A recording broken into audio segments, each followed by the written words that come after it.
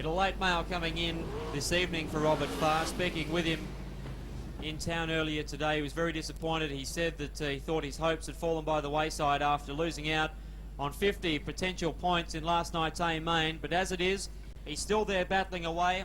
He's around about 10th position in the standings, so he's still got a shot at it. A couple of good heat performances could elevate him to about the third, perhaps second row of the grid, depending on how other competitors go that are up ahead of him. Definitely still in it is John Boy Chassis, was super fast last night. Yeah, terrific night last night. Well, I guess, John, this race here, all eyes will be set on Max Dumsney and Robert Farr. They're the men going to be heading the field, no doubt. Yeah, good selection there, Brett, as we watch them cruise down the back stretch. Kevin McCullum and Fred Edwards sharing the front row. Brent Antill and Wayne Bunker in behind them. Nathan McDonald and Robert Farr. Kerry Madsen and Max Dumsney. Starter has let them rip. Edwards seizes control in the opening corner, but look at the American.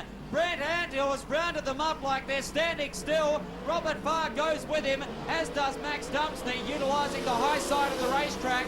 Edwards there in front of McCullum as McDonald attempts to go with him. Dumsney slides through underneath Robert Farr, cuts him off at the chase, and says that's how it's done here at Premier, my friend. Past the stripe once again. Max Dumsney, the Valvoline speedster in the J&J chassis. The John Boy being driven by Robert Farr is third. In fourth position, it's Nathan McDonald. Kerry Madsen hooking into his slipstream now as they come past us at a rapid rate of knots. Madsen on the pole line. McDonald up high, and Kerry gets by very easily.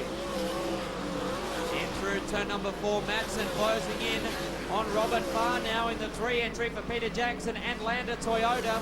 Kevin McCullum still having trouble negotiating Fred Edwards in 55, but we are at the halfway mark. Max now catching Brent Antill, who is up behind McCullum. His vast experience should tell him go to the high side of the track. He hesitated. He who hesitates loses out as Dumsney reels him in now like a freight train. Gets down to the inside of the track. Robert Farr and Kerry Madsen up behind Edwards. The pair of them go to the outside. This race has got everything.